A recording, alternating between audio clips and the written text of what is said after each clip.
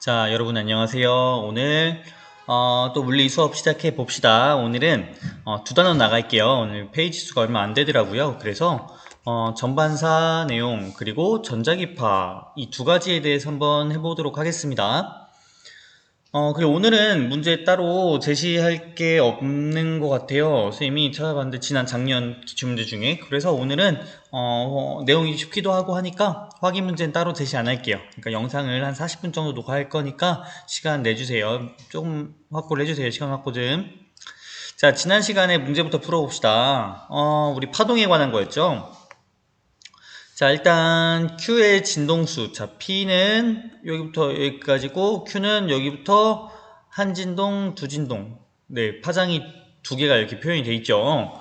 자, 일단 주기부터 해볼까요? 주기. P의 주기는 2T고 Q 같은 경우는 T죠. 주기가. 자, 근데 우리가 진동수는 우리가 어떻게 한다고 했어요? 진동수 F는 주기 T분의 1이라고 했죠? 그러면은 P 같은 경우는 2t분의 1 Q 같은 경우는 t분의 1이 되겠네요. 틀린 내용이고, 자, 진폭은 누가 커요? 이폭 진폭은 Q가 크죠. 아니, P가 Q보다 크죠. 맞고. 자, 진행 속력 속력. 자, 여기 보면은 파장이 같은 파동이라고 했습니다. 파장. 자, 우리가 속도 어떻게 계산한다고 했죠? 속도는 F 람다라고 했죠. 진동수 곱하기 요거 파장. 이 공식 어떻게 해서 나왔죠, 우리? 속도는 시간분의 거리. 한 파동이 진행하는데 걸린 시간에 해당하는 주기분의. 그리고 람다. 그러니까 요거 파장. 한 파동의 파장. 그렇게 계산한다고 했는데 주기가 요 관계식을 이용해서 V는 F 람다 이렇게 공식을 얻어냈고, 자, 진동수 곱하기 파장. 근데 파장이 똑같다 그랬죠?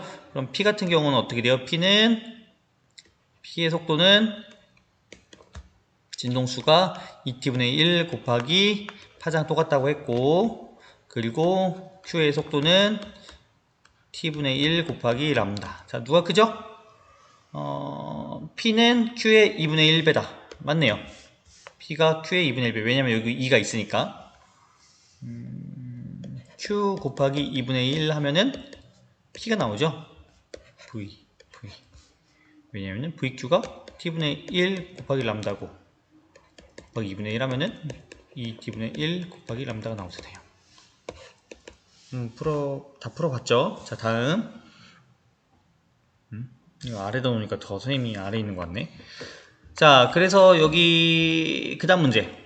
자, 여기 입사를 시키는데 A에서 B로 들어갈 때는 굴절각이 커지고 A에서 C로 들어갈 때는 굴절각이 작아지죠. 요거 우리가 스넬의 법칙 이용해서 풀면 되죠. 스넬의 법칙 어떻게 하죠? 사인 R분의 사인 I는 V2분의 V1은 람다 2분의 람다 1은 반대로 N1분의 N2 요 공식 스넬 법칙 기억하죠? 스넬 법칙. 자, 요거 기억 안 나는 친구들 지난 영상 꼭 다시 보고 오세요. 자, 가에서 P의 파장은 A에서가 B에서보다 작다. 자, 이렇게 구절됐죠? 자, 이거 푸는 방법도 사실 여러 가지 방법이에요. 이 스넬 법칙 이용해도 되고, 우리가 물하고 공기, 선생님은 사실 그렇게 많이 했었어요. 물하고 공기를 생각해서, 공기에서 물로 들어갈 때, 이렇게 안쪽으로 입사되는 거를 떠올리면서 하면은, 이걸 떠올리면서 해도 돼요. 이걸 떠올리면서 해도 되고, 뭐 여러 가지 방법이 있지만, 선생님 정석대로, 스넬 법칙으로 한번 계속 풀어볼게요. 자, 가에서 P의 파장은, 뭐야 이거? 자, 사인 마찬가지로 세타 1분의 사인 세타는 파장 람다 B에서의 파장분의 A에서의 파장이죠. 자, 어떤 게 커요? 세타 1하고 세타하고 세타 1이 크죠? 세타 1이 세타보다 크니까 이 말은 사인 세타보다 사인 세타 1이 크다는 말이죠. 그러니까 얘는 누가 크겠어요? A, B 중에 람다 B가 크겠죠. B에서보다 작다. 그러니까 람다, 이 말은 람다 A보다 람다 B가 크다. 그러니까 파장은 A서가 B보다 작다. 맞고. 나에서는 반대죠. 나에서는 세타가 세타 2보다 크기 때문에 마찬가지로 사인 세타가 사인 세타 2보다 크고 세타 2보다 크고 이 말은 진동수? 진동수는 어때요? 진동수는 일정하죠? 매질 변해도 당연히 틀리네. 자, P에서의 속력은 B에서가 C에서보다 크다. 자, 요거 속도 여기 누가 크죠? B가 A보다 크죠? 여기서 어떻게 했죠? A가 C보다 크죠? C보다 크죠? 자, 그럼 관계 어떻게 돼요? B가 제일 크고 그 다음 VA가 크고 그 다음 VC가 크죠? 제일 작죠? B에서가 C에서보다 크네요. 기억 티귿. 다 풀었죠? 자, 오늘 내용 들어가 봅시다. 오늘 스넬의 법칙을 이용하는 겁니다. 자, 그래서 여러분이 꼭 지난 시간 내용이 숙지가 되어 있어야지 아마 할 수 있을 것 같아요. 해봅시다.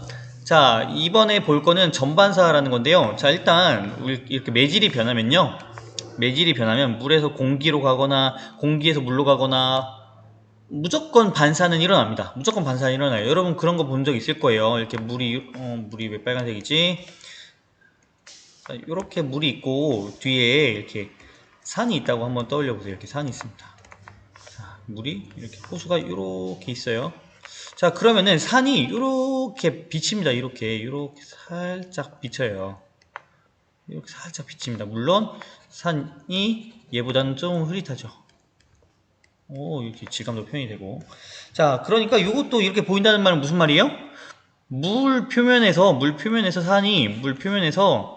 이렇게 산에서 오는 초록색 빛이 이렇게 반사가 된다는 말이죠. 물론 대부분 이렇게 들어가긴 합니다. 이렇게 들어가긴 하는데 일부는 반사를 한다라는 거죠. 반사가 얼만큼 되는지는 그거는 그때그때 달라요. 근데 하지만 우리가 여기서 중요한 거는 전반사라고 해서 전부 반사되는 거를 지금 보는 겁니다. 전부 반사되는 걸 보는 거고, 자, 보면 여기서도 마찬가지로 여기서 반사 일어나고, 여기서 반사 일어나는데, 임계각이라고 해서 이 굴절각이, 여기 입사각, 이거는 굴절각. 자, 굴절각이 점점 커지다가 굴절각이 90도가 되는 각도가 임계각이라고 합니다. 이 왜 임계라는 말을 쓰냐? 임계라고 하는 거는 그 최후점 뭐 이렇게 생각할 수 있지 않을까 싶어요. 그러니까 이 각도가 90도로 굴절할 각도고 이것보다 더 커지면은 임계각보다 커지면은 얘가 전부 다 이렇게 반사가 돼 버립니다. 그 전반사가 일어난다는 거죠. 그래서 전반사가 일어나기 시작하는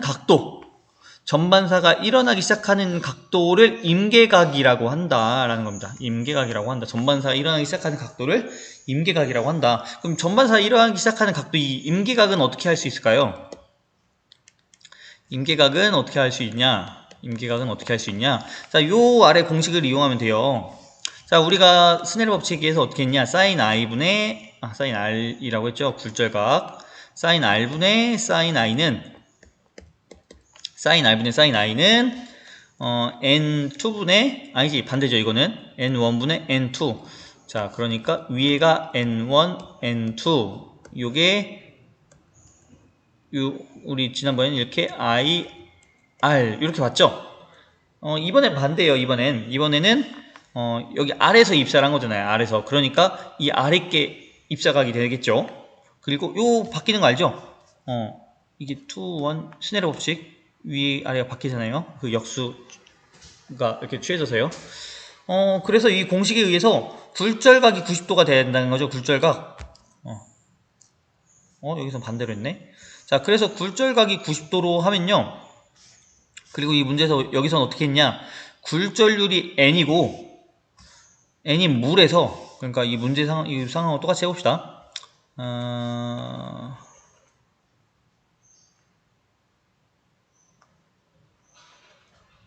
이렇게 일단 해놓고, 자, 굴절률이 n인 물에서 굴절률이 1이래요. 1인 공기로. 물론 공기가 굴절률이 1은 아니죠. 지난 시간에 봤지만 1.0003인가 뭐 이 정도 되죠. 1은 아닙니다. 근데 대략 1이라고 치고 자, 이때 물에서 입사한 빛이 굴절률이 1인 공기로 진행할 때 세타, 이게 이런 상황이죠. 그러니까 다시 좀 더 우리 정확하게 합시다. 색깔 노란색으로 할게요. 노란색 잘 안 보이나? 그러면 파란색으로 할게요. 자, 요렇게 각도 세타 C, 크리티컬의 약자겠죠. C는 이 임계각으로 들어갔을 때 굴절각이 90도다. 자, 그러면은 식이 어떻게 되냐?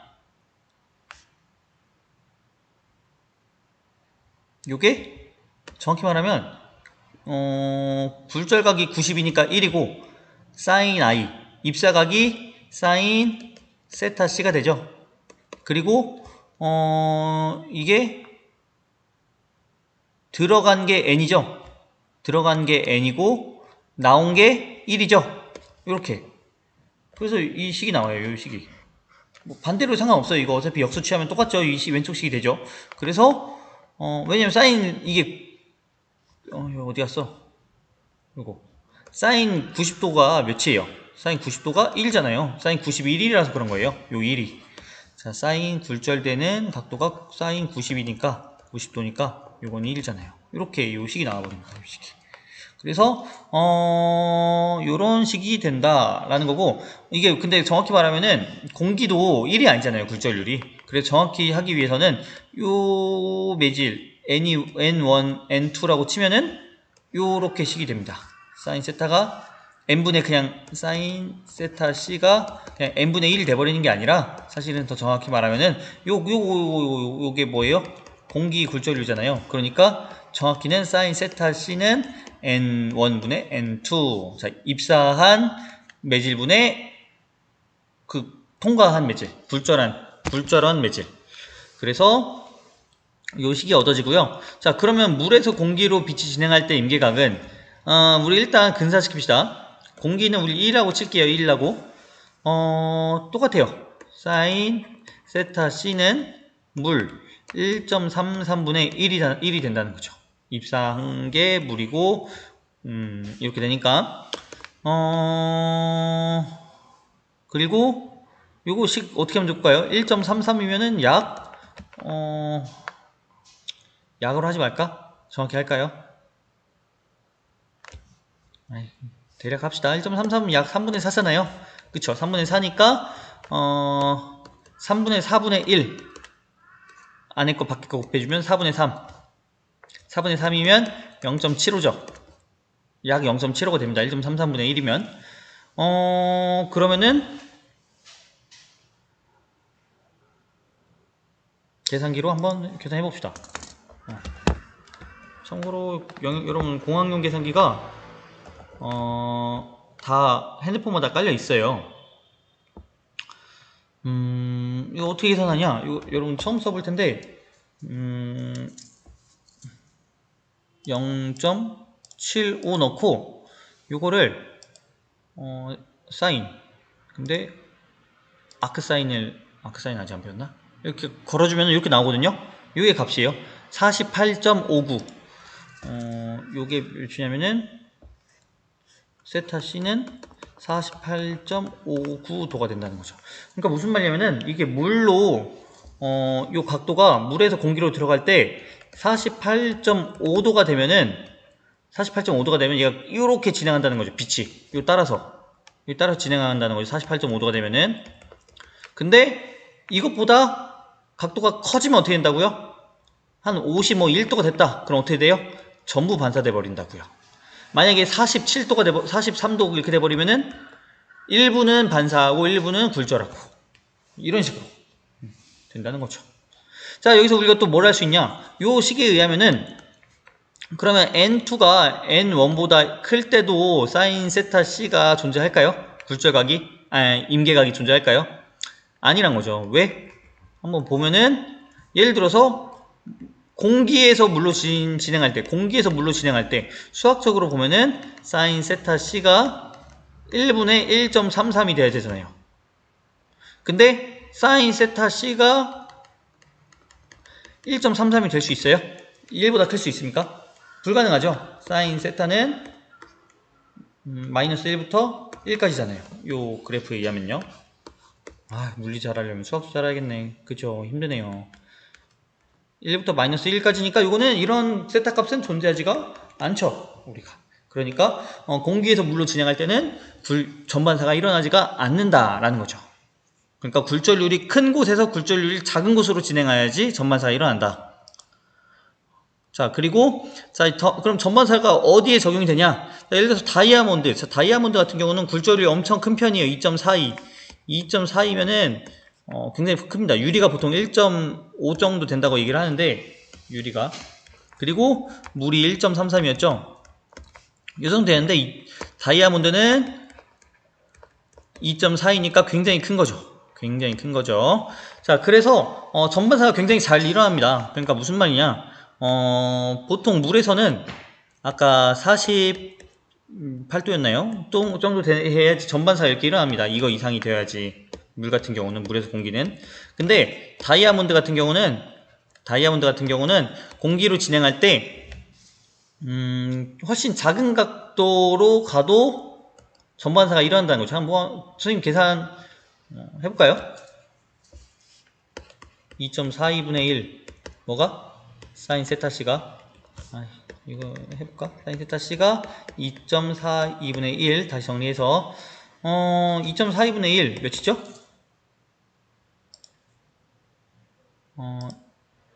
잠깐만 1 나누기 2.4 이걸 더 잘 다룰 수 있는데 선생님 그냥 이렇게 할게요. 0.413 그러니까 사인 세타 C가 0.413이 되는 거를 찾으면 되죠. 0.413에 사인 역으로 취해주면 24.39동 24.4 그러니까 세타 C가 24.4도가 된다는 거죠. 그러니까 24.4도가 돼도 얘가 전반사가 일어난다는 거죠. 24.4도부터. 그러니까 한 30도여도 전반사가 일어난다는 거야, 안 일어난다는 거예요? 한 30도가 돼도, 입사하기 30도가 돼도 다 전반사가 일어난다는 거죠. 그러니까 거의 이렇게 직선으로 들어가야지만 나온다는 겁니다. 거의. 그러니까 얘도 보면요.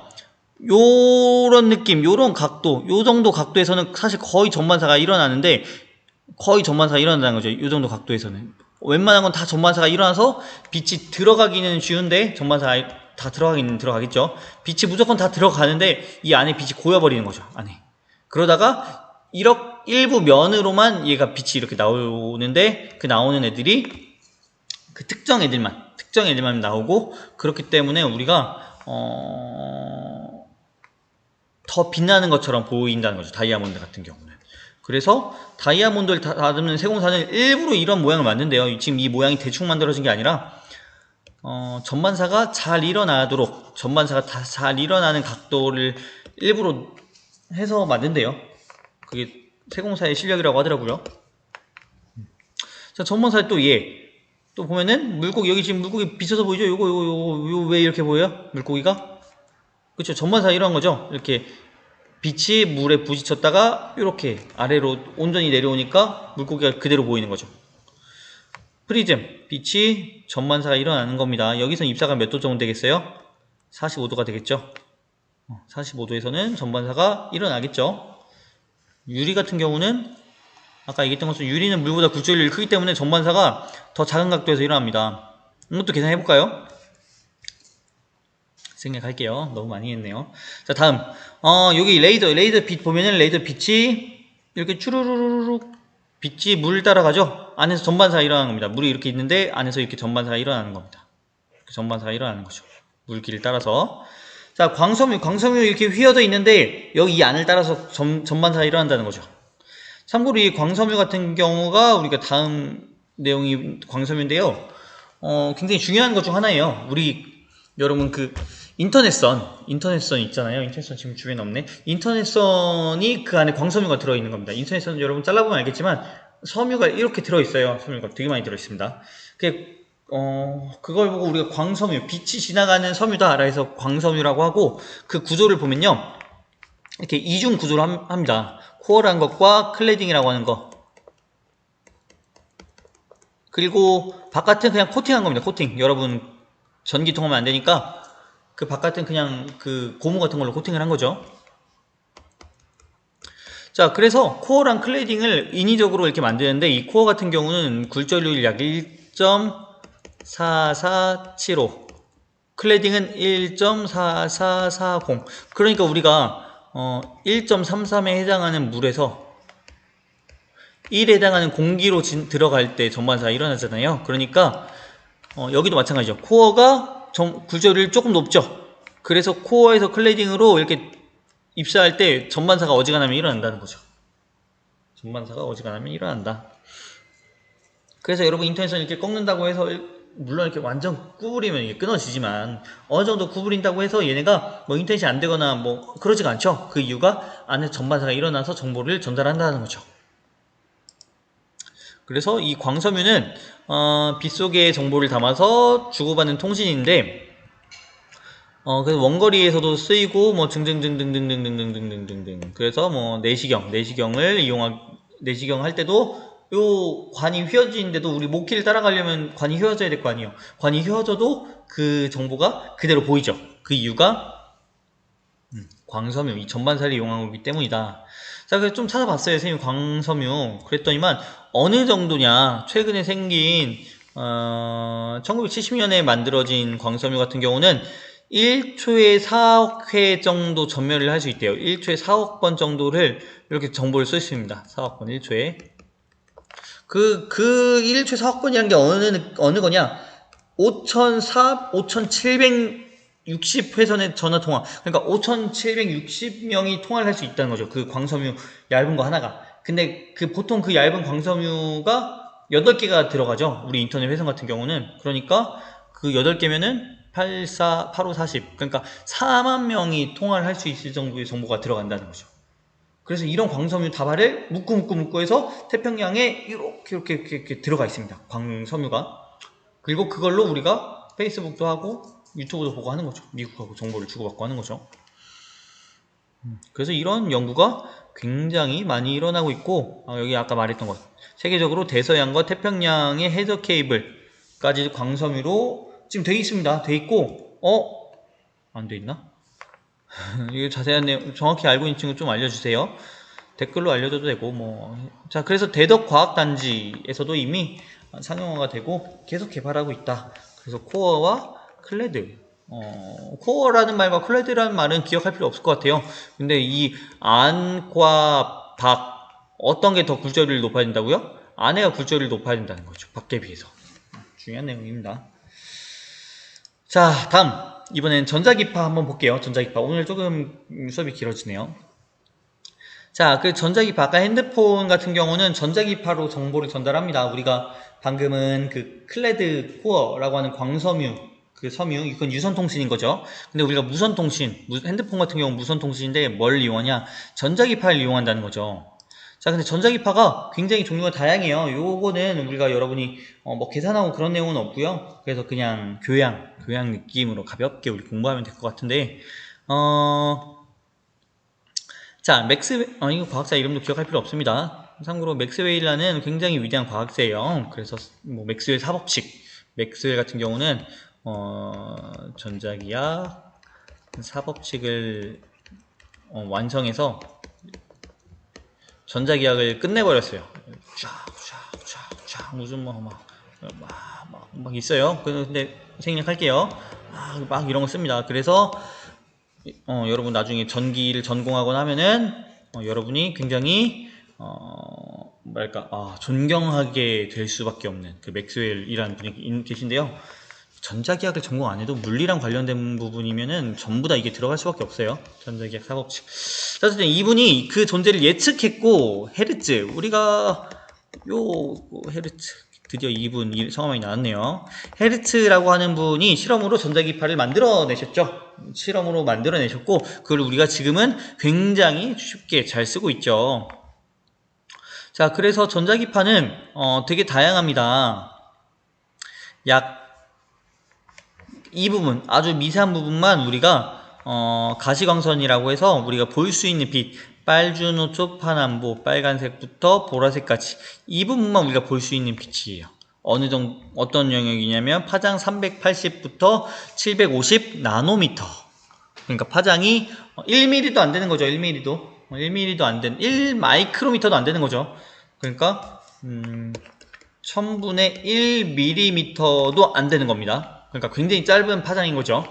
이런 빛들이 있는 거고, 근데 하지만 긴 거는 더 길어요. 긴 거는 뭐 예를 들어서 라디오파, 선생님이 요거 인터넷에 찾아온 그림인데요. 라디오파 같은 경우는 파장이 12세제곱미터. 여기 같은 경우는 12세제곱미터래요. 무슨 말이냐면은 0이 3개, 1, 2, 3, 1000m. 약 파장이 1km인 거죠. 파장이 여기부터 저기 저기 공원, 아름다리 공원인가? 거기 그 불당동에 그 공원 있잖아요. 그 거리만큼 파장이 된다는 거죠. 한 파의 길이가 엄청 길죠. 짧은 거는 더 짧죠. 이 감마선 같은 경우는 10의 마이너스 12제곱미터. 1, 10, 하나, 둘, 셋, 넷, 다, 여, 일곱, 여덟, 아홉, 열, 하나, 12개 분의 1미터. 엄청 짧죠? 파장이 엄청 짧은 빛. 그러니까 얘네는, 그만큼 강력합니다. 강력하고, 그만큼 투과력이 좋죠. 왜냐면은 얘가 다 뚫어버려요. 막기가 어렵습니다. 그리고 얘는, 이 정도 크기는 뭐냐면, 우리 DNA의 크기 정도라고 얘기를 하는데, 그래서 DNA를 공격하는 거죠. 그래서 이 감마선이라고 하는 애가 방사선이죠, 방사선. 감마선이 우리 사람을 공격하는 거죠. 그리고 X선 같은 경우는 이 공인 두 개가 없어지네요. 넷, 다, 여, 일곱, 여덟, 아홉, 열. 분의 1. 요게 감마선. 아니지, 미안합니다. X선. X선은 선생님 다리 다쳤는데 그때 카메라 찍었잖아요. 그때 엑스레이, 그 엑스레이 촬영이 요 X선입니다. 파장이 요 정도가 되다 보니까 얘도 마찬가지로 투과력이 높은 편이죠. 잘 뚫는 거죠. 그래서 이 얘네를 어떻게 활용하냐? 선생님은 사실 이렇게 보는 게 더 편하더라고요. 이걸로 보는 게 잘 안 보이나요? 인터넷 보면 많이 나오는데 한번 찾아보세요. 자, 우리가 보는 빛, 가시광선, 우리가 보는 빛이 가시광선이고, 빨주노초 파남보. 빨간색보다 파장이 더 긴 애들이 이 적외선은 어디 사용하죠? 그쵸, 열로 활용되죠. 요거 너무 두껍다. 그래서 여러분 뭐였지? 온풍기에서 막 빨갛잖아요. 빨간 빛이 이렇게 나오잖아요. 근데 손 대고 있으면 따뜻하잖아요. 그쵸? 그게 적외선입니다. 적외선은 참고로 우리 피부 표면에 흡수돼 버려요. 우리 피부 표면에 흡수돼 버리고, 이 적외선은 우리 태닝할 때, 우리 피부를 까맣게 만들 때 이 적외선을 이용하기도 하죠. 그리고 적외선보다 더 파장이 긴 거, 얘네들은 우리 참고로 적외선보다 이쪽에 있는 애들은 위험하지 않습니다. 우리 몸에 아직까지는 위험하지 않다고 얘기를 합니다. 마이크로파,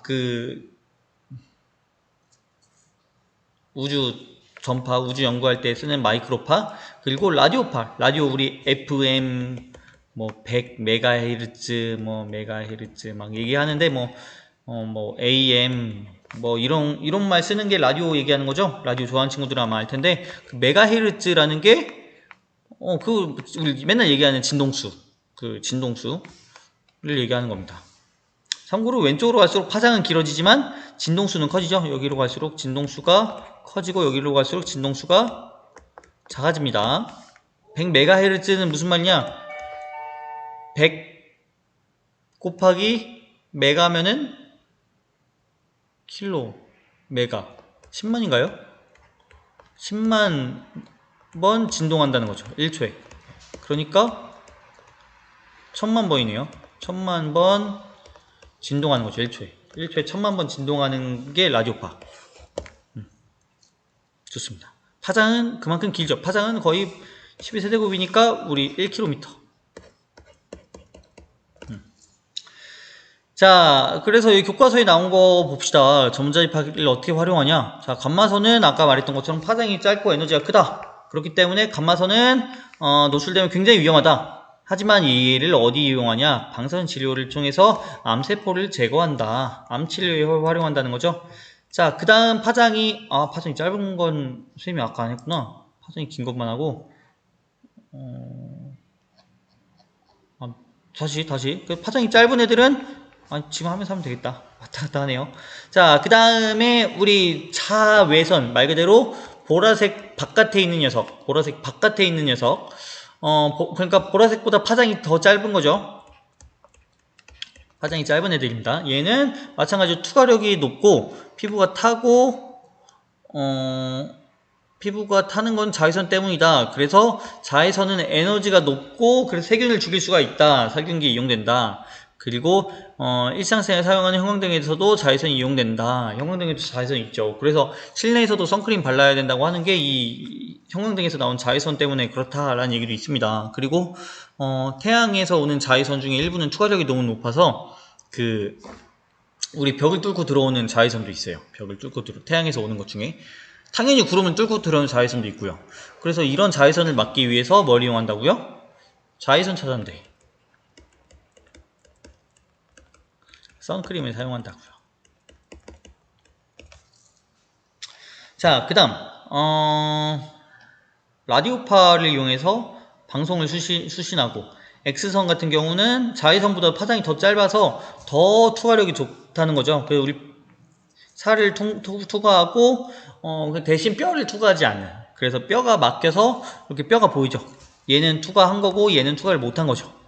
그러니까 뼈를 볼 수 있는 거죠. 우리가 밖에서 쉽게 볼 수 있는 거죠. X선, 암치료 감마선, 마이크로파를 이용해서 전자레인지, 그 전자레인지 데우면은 그 물 분자를 진동시켜서 선생님 할 말이 굉장히 많은데 좀 짧게 하겠습니다. 자, 그 다음 이쪽에는 파장이 긴 녀석들, 파장이 기니까 투과력이 약하죠. 자, 가시광선 이거 수치 안 해도 됩니다. 외울 필요는 없습니다. 근데 그런가 보다 하면 되죠. 이 정도는. 자, 그래서 햇빛을 투과시키면 빨간색부터 보라색까지 연속적인 스펙트럼이 나타난다. 가시광선 말 그대로 가능하다는 거죠. 뭐가? 보는 것이 가능한 광선.